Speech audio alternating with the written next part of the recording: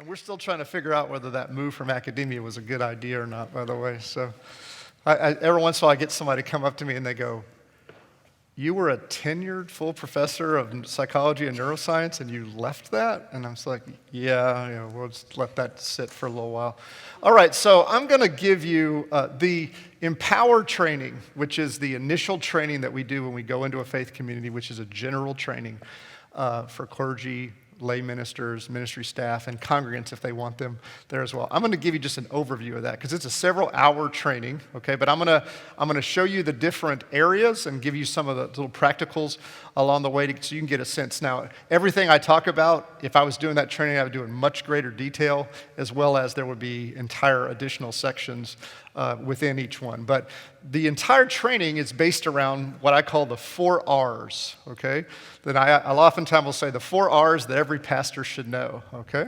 So the first R is recognize. Now remember, all of this is basically founded on the idea that, and the fact, I should say, that we know people with mental health problems are more likely to go to a clergy before they go to a mental health care provider or a physician. So recognize, ask questions to identify level of distress and functioning, risk of danger. We're going to talk about that. So that's the first R. The second R is refer. You're going to establish a starting point for care. How do you get somebody from your office to a mental health professional? Thirdly, relate. We're going to create a meaningful connection. This is a question, this is something that churches are particularly interested in. I'm going to give you some examples when we get there. But what happens when the guy comes in and he's yelling and screaming at your receptionist because she told him that you're not going to pay his light bill again? How do you deal with that? What happens when the guy comes in and disrupts your service and he's talking about demons in the middle of your service? What happens when you're trying to work with a family who is in distress because their loved one is in the psychiatric hospital? How do you interact with those people? How do you de-escalate situations? And then finally, restore. How do you set up restorative programs, offer support, offer guidance for these individuals within the spiritual context of the church? And so those are the 4 R's that we go through in the Empower training. And we will start off with recognize, okay? As I said, normally each section's about 30 minutes to 30 to 45 minutes, and then there's a set of question and answers at the end. And so with recognize, this is, a lot of people have asked me, well, how did you develop this whole training procedure? And like I said, I started this when I was here at Baylor. One of the consistent findings in the literature is that when pastors are surveyed, somewhere between 70 and 80% will say that they feel inadequate. This is almost always how it's worded. Do you feel inadequate to recognize someone with a mental health problem? And then 70, 80% will say, absolutely, I feel inadequately trained to do that. And as I've dug into that, because I don't believe that, okay? Because most people can recognize somebody that has a mental health care problem, particularly if it's psychosis. I mean, you can get that. But they know when people are in distress. I mean, we're human. We can do that. So as I've looked into that and I've surveyed people and I've asked and I've interviewed people, what I find is that what they feel inadequately trained to do is to diagnose people, okay? So they could be sitting with someone and that person might have depression, but they don't know if it's depression or an anxiety disorder. You know what I'm saying? But that's a threshold that's too high to expect of an untrained individual. Why would we I don't care if you can diagnose or not. So diagnosis has been completely removed from this training. There is no discussion of diagnosis. There is discussion of levels of distress, and that's how we'll talk about this. So the first thing that's very important that we want to get across to pastors is the fact that mental health exists on a continuum from health to illness. And really, as we're moving in this direction towards illness, we're just moving towards ever-increasing levels of distress, of psychological distress. So most of us will live our life in here, and we will move back and forth and around in this well-being area. And we might have something that happens in our life, death of a spouse, death of a child, financial issues that push us over this line from kind of mild to no distress to kind of moderate distress, and we might need to go get some counseling. We might need to sit down with a pastoral counselor. We might need to sit down with a professional counselor, and that individual will help us process that distress and work us back over here. But we all will move around and maybe cross this line sometimes. And so what I like to try to help pastors understand is that this is where people go see counselors, okay? This is where people see psychiatrists, and psychologists. Because once you cross this line, you've crossed over the line of disorder.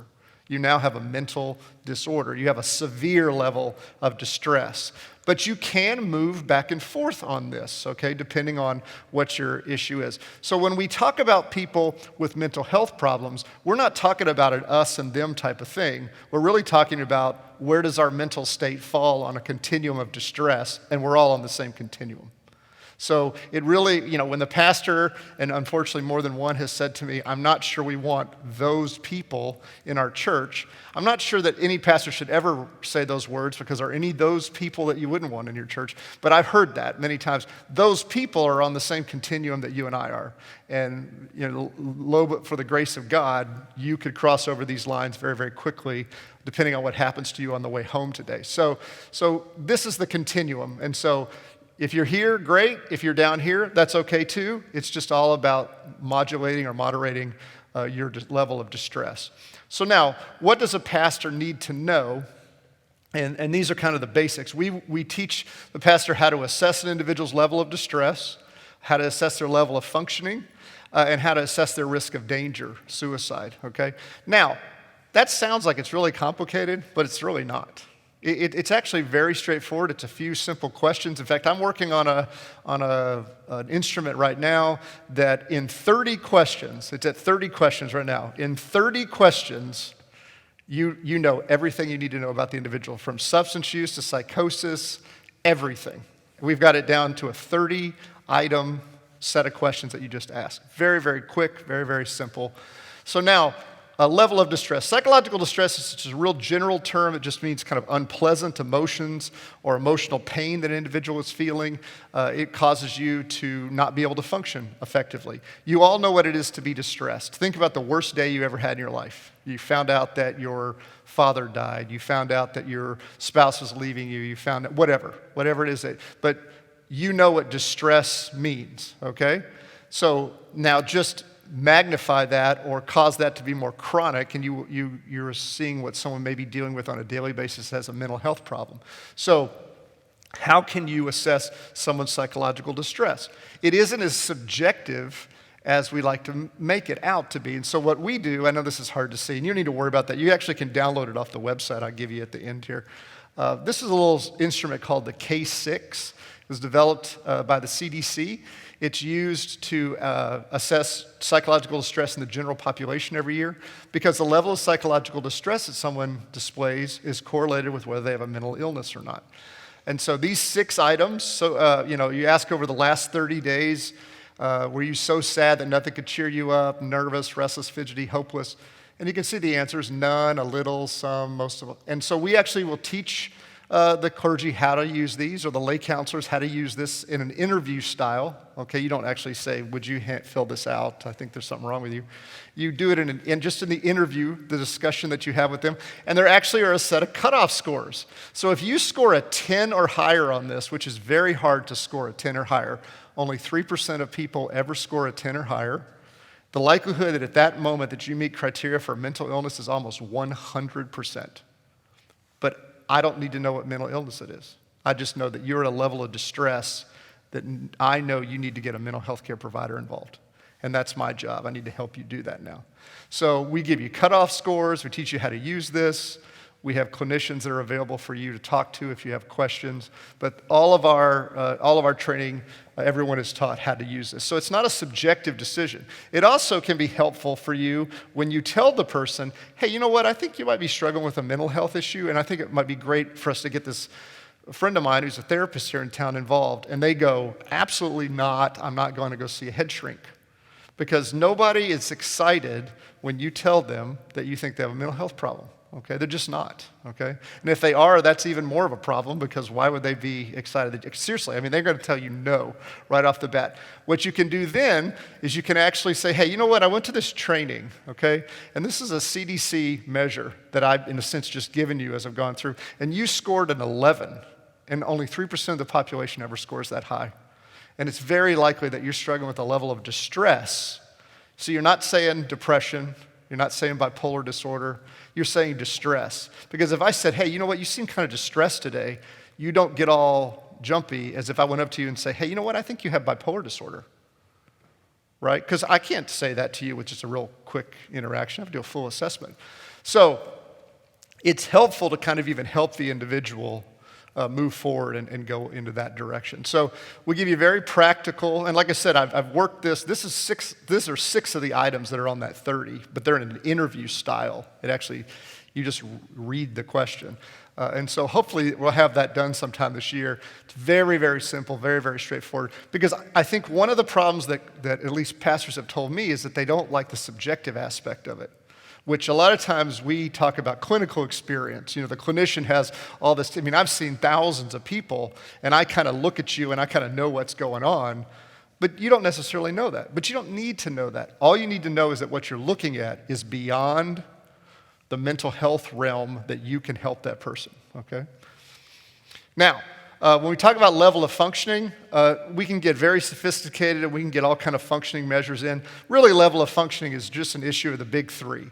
Is what's going on in your life affecting you in your work, school, or employment in a way that you're not functional in one of those realms of your regular life. So are you able to go to work and be successful at work like you normally can?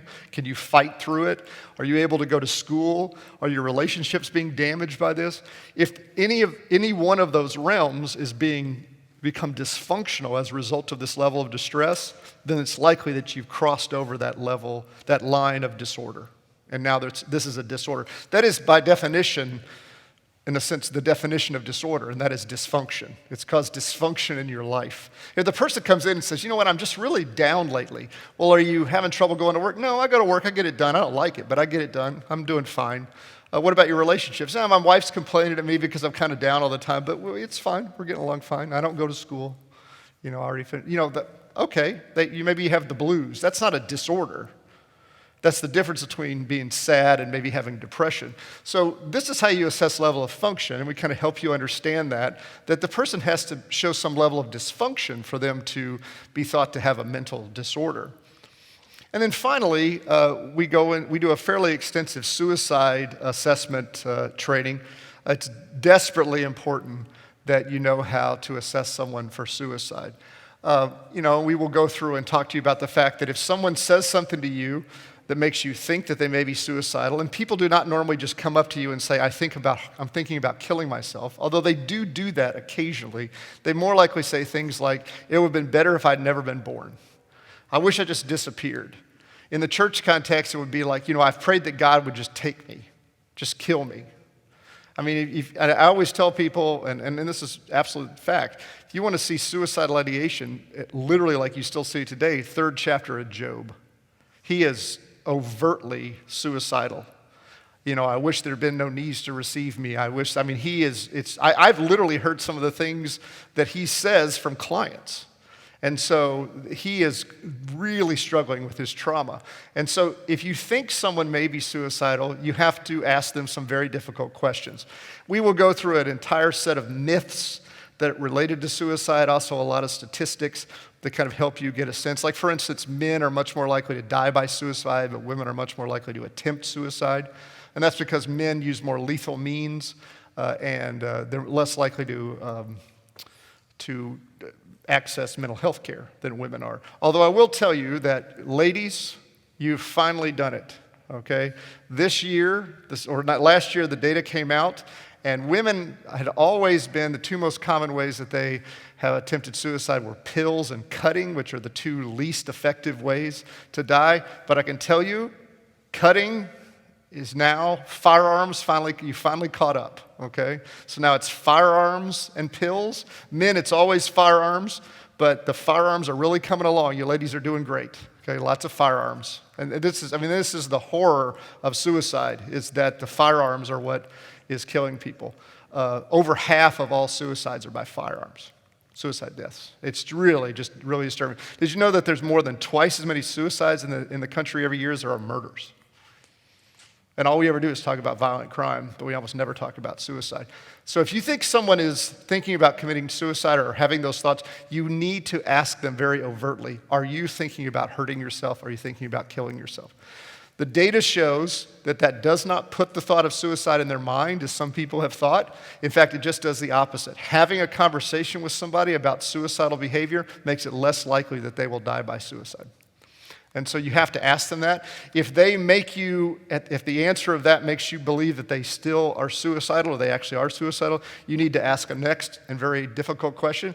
If you were to kill yourself, how would you do it? Have you planned to do it? Do you have a plan? Individuals who formed a plan are much more likely, they're in much greater imminent danger of suicide than those who are just having thoughts of suicide.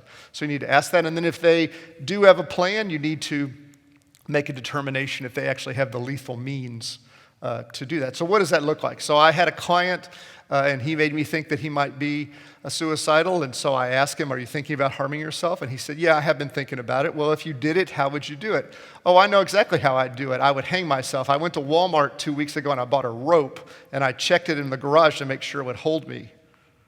That's a very bad sign, because he's already, the rope is, he in fact even told me he'd already tied the noose, and it was in his garage, and he's just one bad hour away from that happening. Another client of mine said that he'd been putting a few pills away every month, and he had an entire bowl of pills now that he had just off kind of hidden that he would use if the day ever came that he got up enough nerve to do it. If they have a plan and they have access to lethal means, a guy who says, yeah, I'd probably shoot myself, but do you own a gun? No, I don't own a gun. I'd have to go buy one. That's not nearly as serious of a situation, or at least imminent danger, as someone who has lots of guns at their house. And because most suicides do not occur after a long, drawn-out, brooding period. Most suicides are impulsive. In fact, in studies that have done, sometimes as much as 70% of the individuals who'd attempted suicide had not thought about suicide prior to 10 minutes before actually committing suicide or attempting suicide. So this idea that the person, they do usually say something, but it's not always clear and overt. So you need to ask these questions. We would go through the training with the clergy. I think a great thing for any church to do and a great outreach for its community is to offer suicide prevention training at the church. Use the church as a site for that. So something like QPR training, which is kind of a CPR of suicide prevention, advertise that to the community. This Saturday we're having suicide prevention training at the church. Obviously invite your congregation, but invite the community to say, hey, we are going to step into this suicide crisis that we're having in this community. We're going to make a difference. Come and get free training on that. I mean, it's a great opportunity. To me, it's covert evangelism, because you're saying, your problems are important to me. We want to make a difference in this community, and you can come and be safe here and learn things that can change your life. And then ultimately, what we have to get across to clergy are this, and that is if somebody suggests to you that they're going to harm themselves, you absolutely have to act. The people don't threaten suicide just to get attention. That's just a myth. And you only have to be wrong one time. So if they make it clear to you that they're thinking about harming themselves, you have to call 911. You have to get them to emergency room. We have a whole set of things we'll go through about what you need to do and how you might do it. Because in the church setting, there's certain liability issues that you could have. You can't just throw somebody in your car and drive to the church to the emergency room. It would depend. And so we can go through some different scenarios and help them understand how they need to act, what they need to do. But you need to act. You don't say things like, well, you need to call your mental health care provider when you get home. That's just not an appropriate response. You have to make sure the person sees emergency personnel immediately so that they can be further evaluated. And it's perfectly fine if you take somebody to the emergency room or get them to the emergency room and the physician decides after a few hours that the person isn't suicidal anymore. That's fine. You did your due diligence. You would rather do that. And I will tell you, one of the other myths we go over is this. People say, well, I'm afraid I'm wrong, and then they'll be mad at me. Okay? Well, you know what? I'd rather they hate me and be alive than not. And I will tell you, I've been doing this for a long, long, long, long time, and I've never, ever, ever seen someone who got someone to care or called 911 because they thought they were suicidal, and that person held an angry grudge against them ongoing after that was over. I've never seen that ever. So I know that the perception might be that, but that simply just doesn't happen. It just doesn't happen. Think about the level of distress a person would need to be at to be thinking about suicidality, they're not likely to be able to process all that stuff very well at the time, so it's not like they're going to form some long-term anger against you. So we go through recognition, and the issue is simply this. You're sitting in front of the person, they came in for some pastoral care, you're talking to them, and you recognize that this is a mental health care problem that requires some additional expertise. Now, we're going to talk about referral, but I want to explain to you what referral is not and what it has unfortunately been, how it has been used in churches. Referral is not sending people away to get better, and when you're better, come back. And that's how it has been presented in a lot of churches. And that's unfortunately, I'm going to talk to you about referral lists, but that's a lot of times how referral lists are presented to people. I've been in churches where the referral list is given to somebody by the receptionist, and the person doesn't even ever get to see a pastor, because they mentioned that there was a mental health issue, and they go, oh, we've got some referrals for that. What that says is, I came to you for help, and you can't do anything for me, or you don't really want to help me, you're sending me away. I want you to think about referral this way. You have certain expertise that are very, very important to this, just as important as the mental health aspects. And so what you're doing is you're bringing in additional expertise to help you serve the person. That's the way you need to present it to the individual, and we're going to talk about a collaborative relationship. It's not I'm sending you away. It's I'm bringing in my friend, Dr. Stanford, to help us. I often look at that, the verse when or the section of scripture where Peter says, Jesus, you need to send these people away because they're getting hungry. We gotta, and he says, well, you feed them because they're right there. And I like to think of it this way: God sent them to us. He sent them to our church for assistance, and we need to help them. And we can help them more than just offering them a prayer.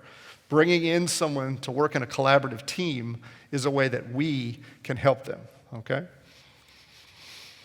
All right, so refer.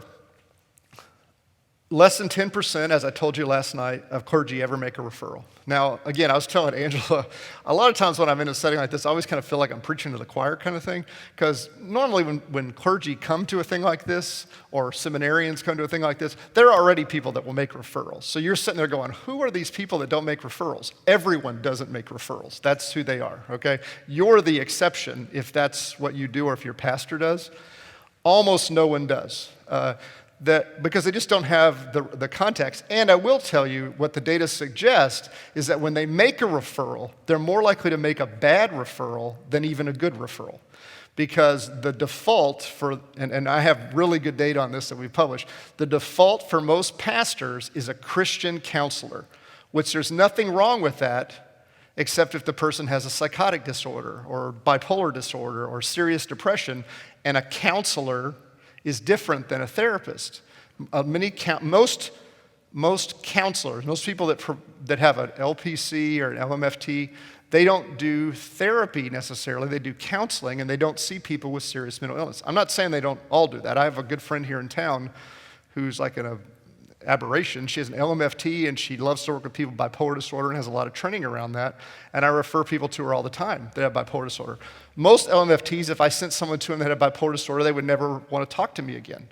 Because what they're going to have to do is they're going to have to tell that client, I don't have the expertise to work with you, and I'm going to have to move you on to somebody else. And people get referral fatigue. They really typically won't go more than one referral. Okay, so what we do in the training is we will help people understand the difference, say, between pastoral counseling, professional counseling, and psychotherapy. Pastoral counseling, spiritual guidance, spiritual comfort, soul care. I mean, you understand pastoral counseling, okay? Professional counseling is a professional approach to offering encouragement, offering advice, guidance, life guidance, but it's not therapy. Psychotherapy is a targeted treatment for specific types of symptoms. Okay, because typically those people have a mental disorder. Okay, and so a lot of times what happens is people will default to a Christian counselor who necessarily isn't trained with serious mental illness, and then that person has to move them on. One of the things that our research shows, and the research of many others, is that when you give pastors opportunities to refer, so you give them little vignettes of clients and then vignettes of providers, they will send a client to the wrong provider if they know that person is a Christian, and will not send them to the right provider if they just don't know that the person is a Christian. Does that make sense? They're looking for a Christian more than they're looking for the right provider. And it doesn't matter what the severity is. They'll send the most severe people to the wrong person and so forth. And not if they know the person is not a Christian. Our work showed that even if they just don't know, they won't try to find out. They'll send to a person that they know is a Christian. So we'll talk a little bit about that in a minute, about the idea of the same faith versus a faith-affirming environment. We will go through in the training this alphabet soup of licensure here, because there's a lot of different licensures out there. This is licensed professional counselor, licensed marriage and family therapist, licensed clinical social worker, licensed chemical dependency counselor, PhD, PsyD, which is a doctor of clinical psychology, and then MD. A lot of people don't understand that any psychiatrist that was trained after 1980 does not do therapy. They just give you medicine. That's psychiatry has evolved. It only provides medication. Older psychiatrists and the psychiatrists that go to just a handful of maybe 3 programs in the country do therapy. So really when you go to a psychiatrist, that's just medication. That's not therapy. You have to go to one of these other individuals who've been trained in a therapeutic intervention, a talking therapy. Now, why is that important? It's important because what the research shows, again, is that when people receive talking therapy and medication, they do better than if they receive either one by themselves. They also, if they receive talking therapy, they take less medication. Also, what you find is in the long-term effects, talking therapy actually does change neural circuitry. I mean, that's what the data shows. So you're actually helping them kind of reshape their thinking and their neural pathways in a way that medication kind of only, I mean, if you stop taking the medication, it goes back. If you do therapy, you can get a permanent change. So I think medication's wonderful. I think it can be great if you need it. But nobody wants to take a bunch of medication all the time if they have to, especially with the horrible side effects. So you want to take a minimal amount. So you want to make sure that people get both therapy and medication. Okay, so we will go through, help them understand that. So now, what about a referral list? What does a referral list need to look like?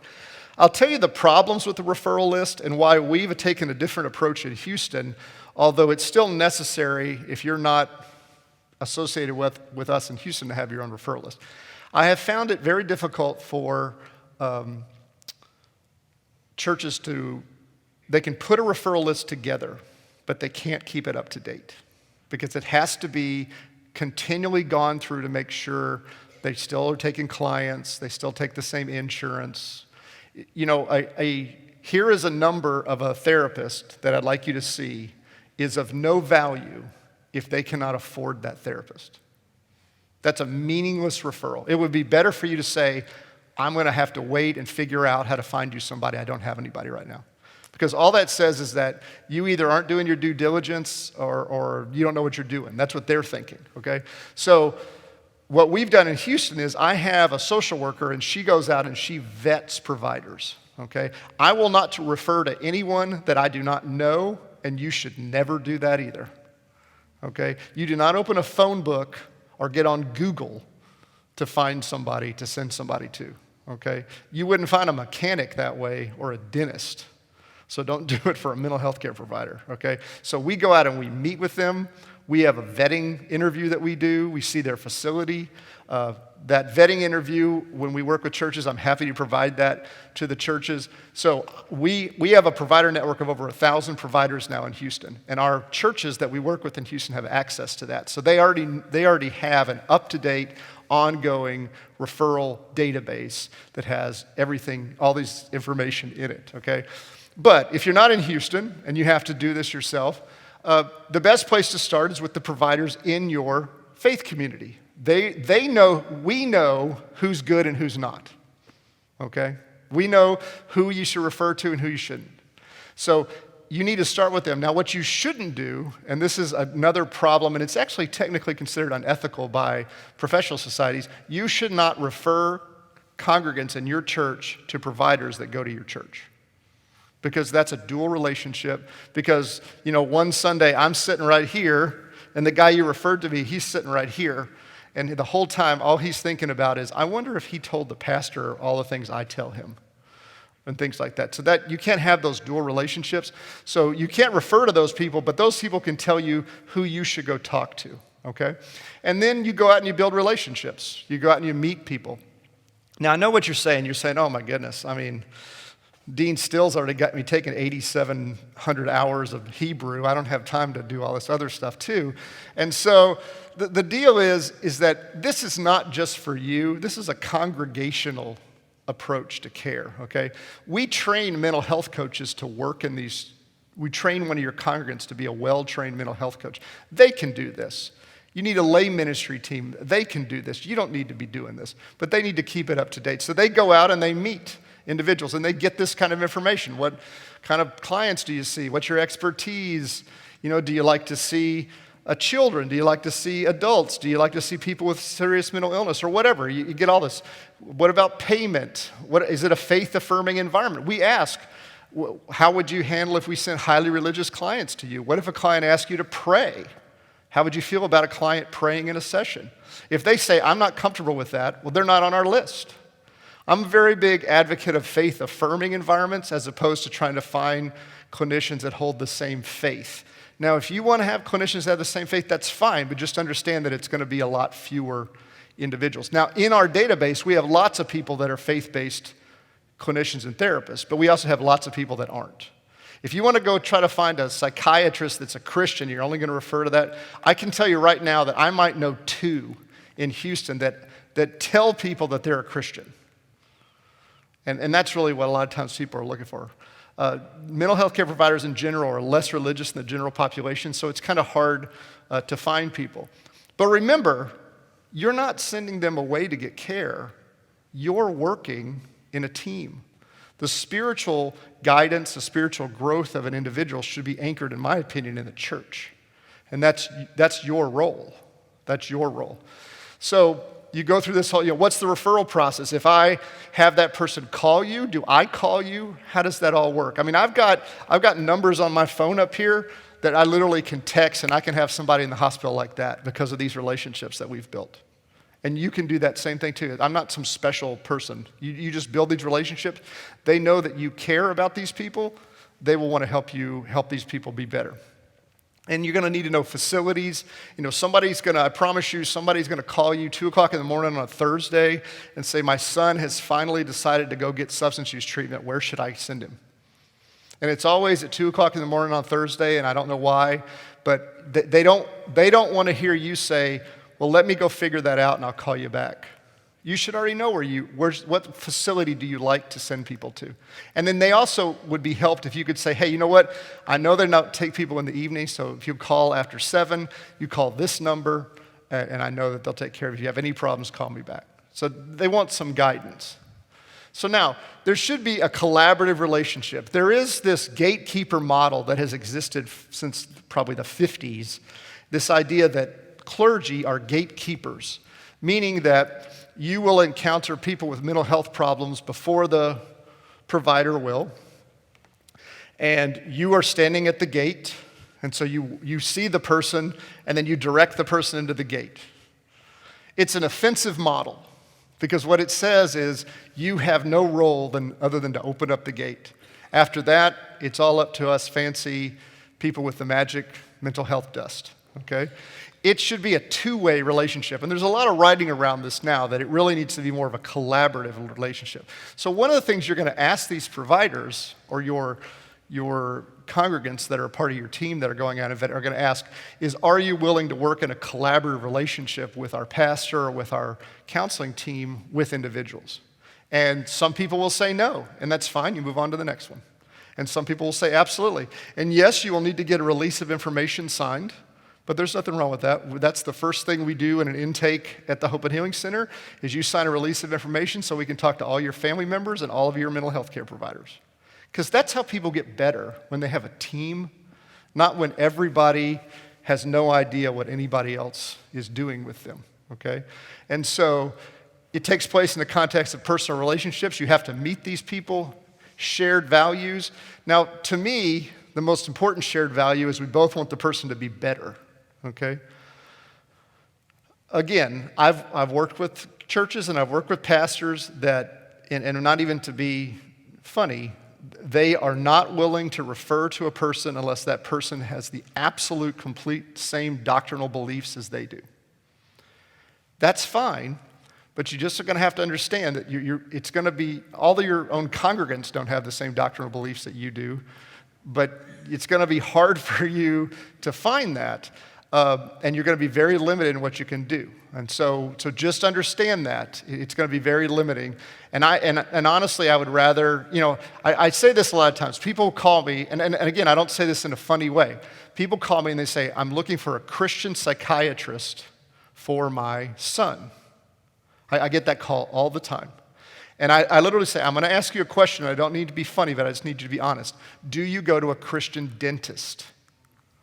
And if they say yes, then I will do whatever I have to do to find them a Christian psychiatrist. But if they say no, then I have a conversation with them about the fact that there really is no reason to worry about if the person's a Christian or not. You need the best psychiatrist you can get for your son.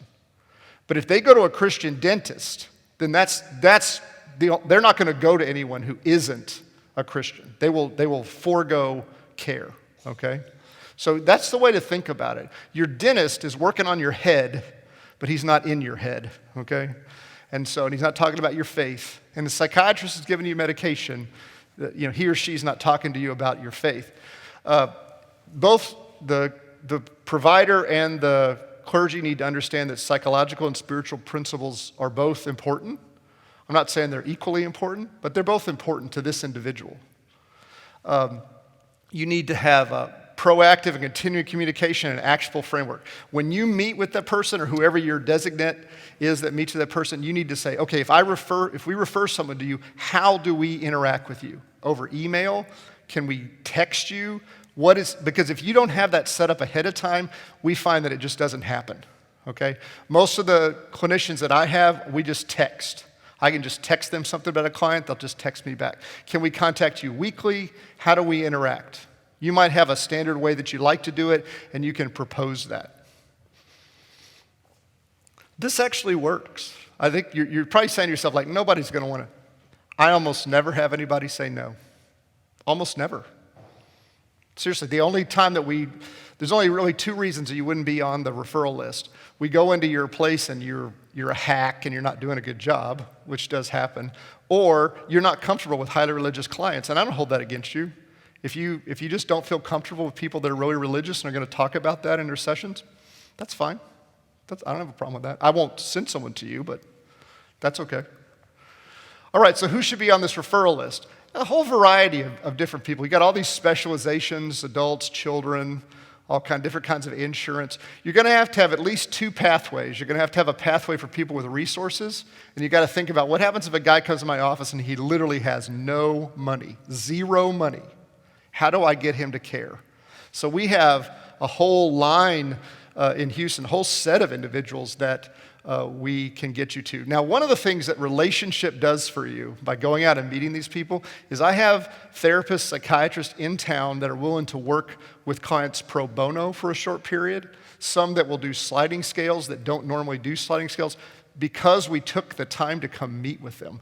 They are blown away when you come and meet with them and say, I'm from First Baptist Beeville, and I want to make sure that my people are taken care of, and I want to come out and meet you. I'm putting a referral list together. I want to work with you, with my people. They will be blown away, absolutely blown away.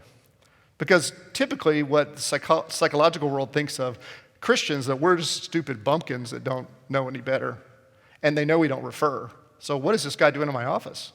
He must be unique. And so it really goes well. So you will be able to find, but also in Texas, you've got the what used to be called the MHMR system. You need to know about that system. You need to understand what people with no resources, and then you need a whole set of things that I've talked about, but you also need to have a couple of primary care physicians, and this is why. Again, when you tell somebody, I think this is more than I can handle by myself, and I'd like to bring a mental health care provider in to help us. They're not going to jump up and down and say thank you, okay? They're probably going to say no. But what most people will do is they will go get a physical. So when someone says no, what I recommend is that you say, look, well, would you do this for me? Would you go see a primary care physician And if you don't have one, I have some referrals. Full physical with blood work, and tell the primary care physician the same thing you told me. That's all I'm asking. And then I'll call you next week, and we'll see how it went. Because the primary care physician will then say the same thing you did, and that is, you seem to have depression, and I've looked at all these other things, and you're doing all right. I'd like to send you to a counselor. So now you've got an ally that said, that's a good thing. But you also have ruled out other problems, like, pancreatic cancer actually mimics depression. I mean, you've ruled out other things because now they got a physical. Thyroid issues can look like depression. So this is just kind of a fallback option to keep the person engaged, all right? Because really what they want, and they want the same thing when they walk in my office, but what they want is they want you to wave your magic wand and fix them. Offer up the prayer and, healing power falls down from heaven. That's what they want. They want to walk out of your office fine. You just need to impress on them that you're going to be in the journey with them. All right, so this is from last night, just to remind you that if you do put a referral list together, you have got to let the congregation know that you have resources for mental health care, because they don't know it unless you tell them. And the only place that you can tell them from that they're going to know it is right there, okay? You need to stand up there on a Sunday morning, or you get your head of your lay ministry to get up and you just say, hey, we have been working on some great referrals. We've been vetting people in the community. If you need help, we can help you. Okay, so you got to let them know, because in this study, like I said, 68% of these guys said that they had it, and only 28% of the families even knew it existed. So, that means they're just unlikely to even ever get that contact. So, once we've gone through and helped you recognize mental health care problem, which again, that's not hard, right? You just see a person in distress, and is the level of distress high enough that I should bring in a provider? We talk about different types of providers, how to make a proper referral, those types of things, okay? We will actually help you put that list together if you need help. Then this is a lot of times, strangely enough, the thing people are most interested in is the relating. And that's because of those two scenarios that I just told you a minute ago. One thing that you don't know about me is that my primary training and my primary research has always been in impulsive and aggressive behavior. I have mostly studied violence my entire life and worked with only violent individuals, prison inmates, domestic violent offenders, violent substance users, psychopaths. I could tell you stories that, unbelievable. People that have killed their whole families, all kind of stuff. So I know about violence. When I go into churches and they tell me that what they're interested in is the guy, that what they're terrified of, I will say more often than not, and I've seen this particularly over the last year or two, is churches are obsessed with safety and security now, because they are convinced that at any moment some guy's going to come in that back door and shoot it all up. And I'm just telling you, while we certainly have had an increase in that, it almost never happens, okay? We've had an increase. We have a horrible gun problem, okay, regardless of what side you're on, okay? But it almost never happens. I have literally had churches tell us, we're really focusing on security right now. We don't have time for this. We don't have time for hurting people. Okay? The thing is that I'm not saying don't be secure and safe. I'm just saying we've gone way overboard, way overboard. The whole school shooting thing, that's another one. It just doesn't happen that often.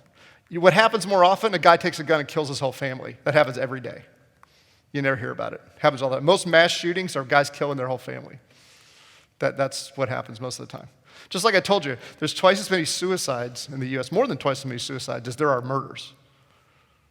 That includes mass murders, which, again, almost never happen, okay? Just like serial killers almost never happen, but we're obsessed with them. Yeah, they're cool. I read all the stories. Yeah, I wanted to be a profiler for a while, I've met some, it's cool, but it's not reality. This is reality, okay? 5 to 12 times a month. Okay, this is reality. So now, the two scenarios. My secretary or my receptionist getting yelled at. I've seen this a million times. Lots of churches have benevolence funds, right? We'll pay 2 light bills. They always have some rules. There's some deacons that set up some rules. They're like they hold the money bags or something, right? So we'll pay two, and then the guy comes in and he's got his third light bill. And he comes up to the receptionist and he says, I need to get my light bill paid again this month. I couldn't find a job.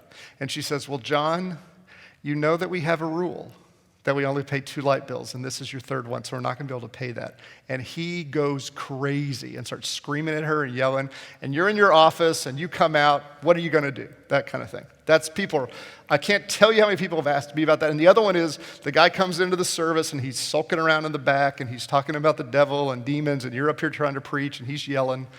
What do you do? Okay, so we teach you this little VAR approach to dealing with distress. This works for a person who is out of control as well as a person that you're just interacting with, okay? When people are distressed, even when they're just upset because of grief or whatever, they are not processing reason the same way you and I are, okay? In fact, I'll say for people that are in mental, in states of confusion with mental illness, you cannot reason with an unreasoned mind, okay? Our default, in fact, I'll tell you, this conference is a perfect example. We've all been sitting here talking about really high-level reasoning and all that kind of stuff. That does not work when the guy's yelling at you about your light bill, or his light bill. That doesn't work, okay? You cannot reason with him, okay? You can only engage him at an emotional level. So the first thing you want to do is you want to stop and you want to listen to what you're hearing. And I don't necessarily mean the profanity. I mean, what is the emotion that's being expressed? Is it anger? Is it fear? The guy yelling, that might really be fear that he's expressing because you know that he's saying stuff like, I've got a little child at home and he's been sick and now we're like, that's fear. So you validate the emotion. Hey, John, you know what? I'd be afraid too if I thought my lights were going to go out and my son was sick. It's very disarming. It's so much more disarming than, hey, you need to be quiet because we got a Sunday school class going over here, or the stitchers are working on at the church that I'm on. There's these ladies that do these little intricately stitched little things that you take communion on. They call them the stitchers. I think their average age is 89. And so you got to be real quiet because the stitchers are working over here. But that's one of the things we do in a faith community setting.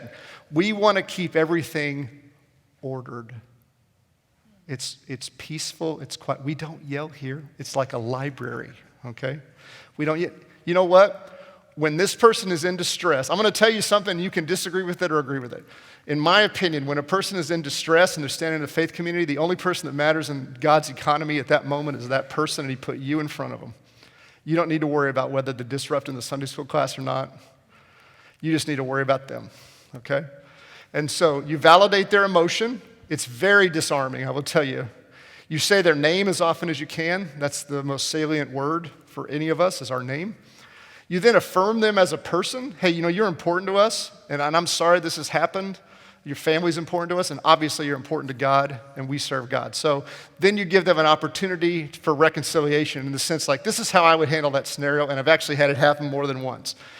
John, I really see that you're fearful. I would be fearful as well if I was concerned about my family and my child being sick, my lights going out.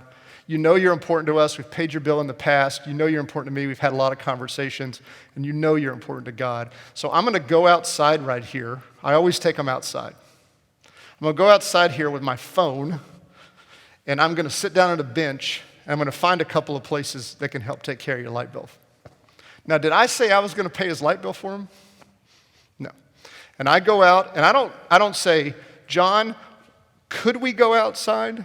Would you go outside? Would you be quiet? I go out and I sit down, and I actually looked up a couple of places, and he came and sat down. I called one of them. I said, John's going to come over, and I'd like you guys to talk to him about his light bill. And he went over, and it got taken care of. And it was over in a very short period of time. Now, another thing that I do, and I'm going to put some more stuff on in a minute, is who's he yelling at when I go out? The receptionist, right? She's the trigger. She said no. You got to get her out of there as fast as you can. Okay, so you step in, you say, Susie, why don't you go back in my office for a little bit? I'll talk to John. And then you just engage the person. Now she's gone. And you know what he'll be saying? That blankety blank, she said she wouldn't pay my, she's the bad. You see what I'm saying? It's not the church necessarily that's bad. Now you have an opportunity to really be able to engage him. What normally happens, and I've seen it happen, I've seen clergy do it in churches I've been in. You need to be quiet, John. You know, we're not going to have a conversation as long as you're acting like this. Or you take them into your office, like let's take this distressed guy into a small closet and close the door and see if we can get this all under control. So those are all bad things. That's why going outside is a great idea. So these are, we'll go through a whole set of things not to do and things to do. We even do some role plays, things to do. You always dress them by name. If you don't know their name, you got to find out their name as fast as you can. Normal voice, you don't raise your voice. I mean, we go through a whole set of things. We have some scenarios. We do role play. Everybody loves the role play.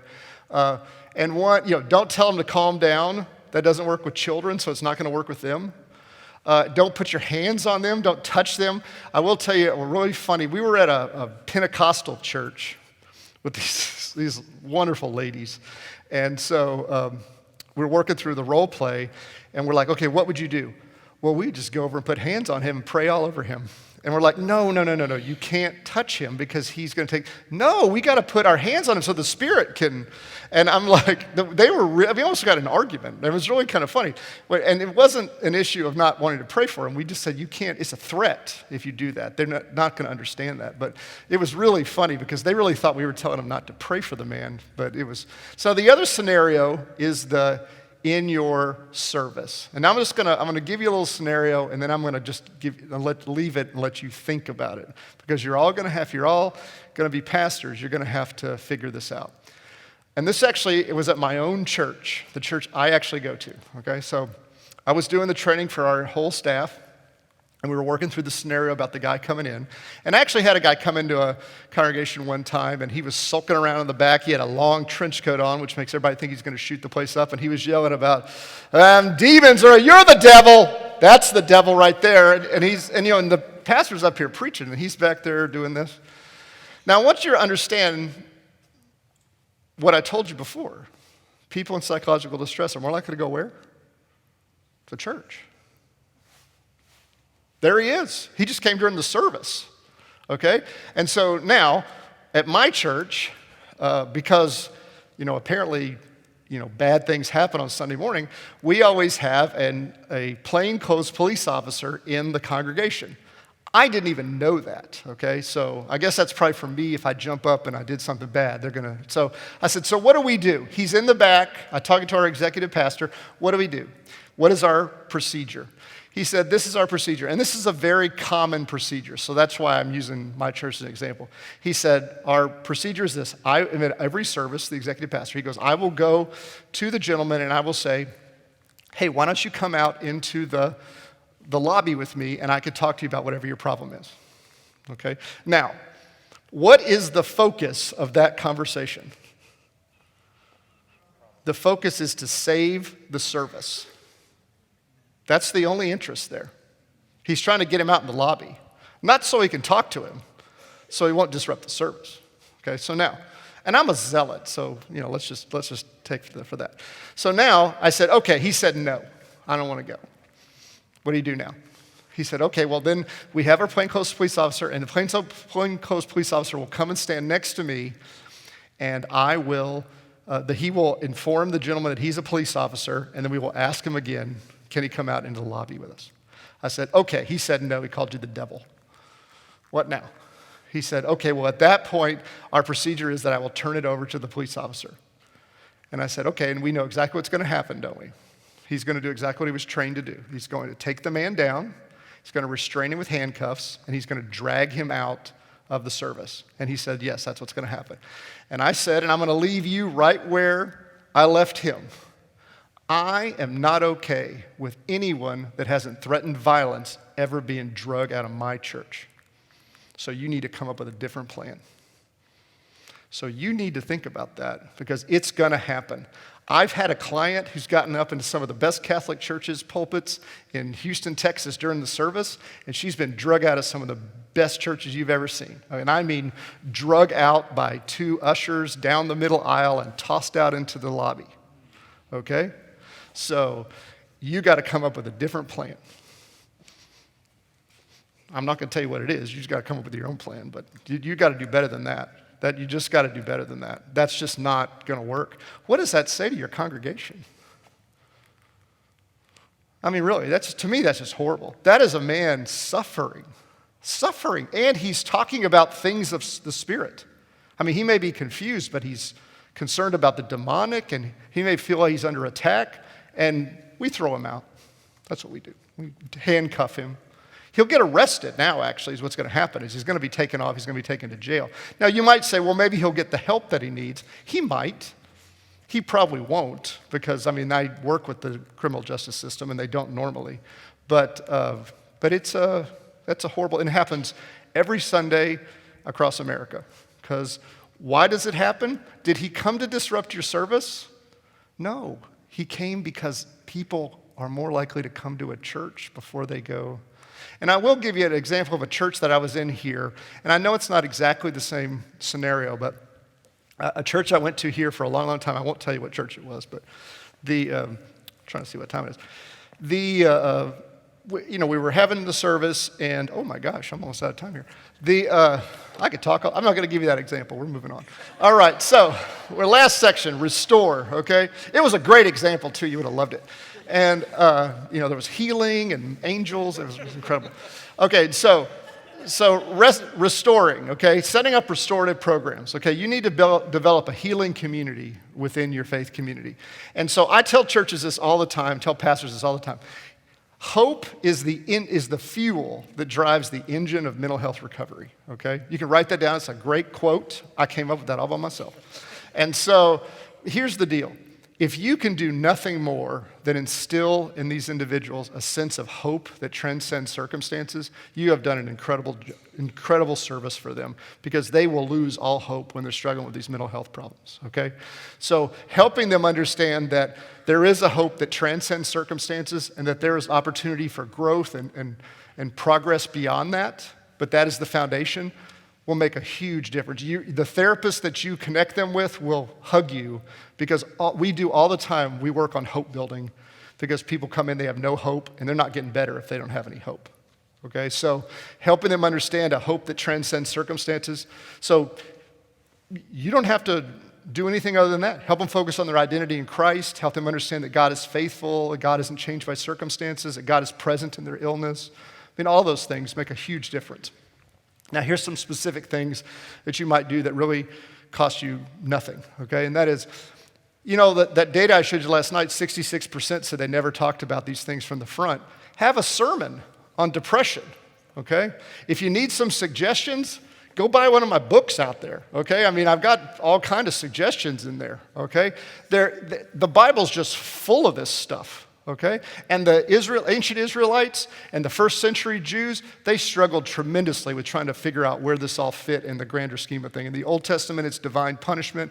In the New Testament, it's demonic possession. They have no clue what's going on. Because as one of our speakers said, the brain's never mentioned. They don't even have a concept of that. Okay? So they don't know what's going on. So Sunday school class, small groups, have a testimony of somebody who struggled with a mental health problem and the church helped walk them through, or God was faithful in the midst of their struggle. We do that with a lot of people that have addictions. Let's do that with somebody with bipolar or depression or a psychosis.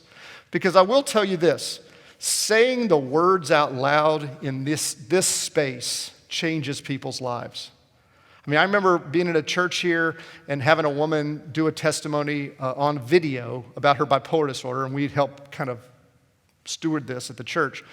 And a gentleman got up and walked out, and he contacted us next week. He said, I had to get up and I was weeping. He said, I've had bipolar disorder for 20 years, and I've never heard those words said out loud in a church. He said, that was the greatest, I was so freeing to me. So say it, and when you have invitation to prayer, you're all good Baptists, you're all going to do a good altar call at the end, right? Hey, if anybody here is struggling with depression or bipolar disorder, you have a family member, we would love to pray with you. You said the words out loud. Don't use the cop-out. If you have an emotional problem, or say, hey, if you have a psychotic disorder or schizophrenia, we'd love to pray for you. Come up. Saying it out loud goes a long way. Specialized training for clergy and ministry staff, we offer that. Some other organizations, I know NAMI does that as well. Mental health related books or bulletin inserts. May is Mental Health Awareness Month. Both APAs will have PDF files that you can download off their website that are bulletin inserts for Sunday school or for churches that have faith-based stuff on there, discussions of mental health stuff, materials from local mental health care providers. When you go vet those individuals, when you find somebody you like, ask them if they have a brochure. Take those brochures and put them in your front office on a little desk. And when people come in, they can go, oh, well, that must mean that they think this guy's okay. Maybe I'll take one of these. And you never have to ask you for your referral list. Do you see what I'm saying? They can do it on their own time. Ministry development. I'm a big advocate of pastoral care teams and lay counseling ministries. I think that this is a congregational issue. It's not the hired gun. It shouldn't just be the pastor. This should be everybody. This is an opportunity to teach your congregation about grace. Because this takes grace. Offer support groups. Why every church in America doesn't have 5 support groups, I don't know. Support groups reduce symptoms. They're absolutely effective. I don't understand why we don't offer more of them. There's lots of great faith-based ones. If you want more information on that website I'm going to give you, you can go there. And benevolence fund. You need to have a conversation with your deacons or whoever's in charge of your benevolence fund in the context of what you're willing to spend the money on in relationship to mental health. Are you willing to pay for medicine? Are you willing to pay for therapy? And you need to have a standard. So yes, we're willing to pay for the first round of medication and 3 therapy sessions. That's what a lot of times I'll recommend. That by itself can serve as a bridge. Right now, the average wait time in the United States for a mental health appointment is 8 weeks. Okay? So you're in crisis right now, you got to wait 8 weeks. So you go get them to the primary care physician, they get some medication, you get them an appointment with a counselor or a therapist, you pay for the first 3 sessions, but you've covered the time potentially by the time they get in to see the psychiatrist. So come up with a standard. You don't want to be doing all this stuff when the guy's sitting in your office. You need to do the work ahead of time. And I'm telling you, they're already coming to your office, whether you realize it or not. Because again, I'll just give you this last qualifier. They don't walk in and say, I got bipolar disorder. They walk in and they say, I'm not getting along with my wife. I lost another job. I don't get up. And I'll give you one last example, and then I'll end this. And this is where you go to sign up for training and get all those resources, all that kind of stuff. Just to kind of give you an idea of how it can go wrong very, very quickly. I said this to some of the speakers the other day, I think. So I had a couple that I worked with, and it was here in town. And the husband came home, and the wife had suddenly started spending enormous amounts of their money. And when I say enormous amounts, I mean all their money. He came home one day, and she had bought a boat. He came home one day, and she had bought 2 Ping sets of golf clubs, $900 each. They didn't even play golf. She said, I thought it'd be a great idea if we started playing golf. She got other charge cards. She started charging them up. She spent tens of thousands of dollars, all the money they had within a span of a few weeks, and all their credit cards are charged up to the max, okay? They're fighting every night. He's begging her to stop. She's saying, there's no reason to stop. Lots of Americans have some debt. It's no big deal. He finally made an appointment with the pastor. They went to the pastor. He said, Pastor, I'm thinking about leaving her. She will not stop spending money. We are bankrupt at this point. The pastor looked at her and without asking any questions said, it's obvious what's going on here. You simply have forgotten what it is to be a good steward of God's money and God's resources. And he put them in a Financial Peace University class. Okay, I saw y'all ask that here. Y'all offer that here. And 2 weeks later, she had a psychotic break and had to be hospitalized. She's having a manic episode. He didn't ask her about her mental health history. He didn't ask what she was like 2 weeks prior, which was very frugal, actually. This started out of nowhere. Had he asked any questions, he should have picked up on the fact that this was mental health. It wasn't spiritual. There was no reason for her to have a break. There was no reason for her to have to be hospitalized and put them even further in debt. He wasn't a bad guy. He was just doing what he thought he needed to do, spiritual intervention.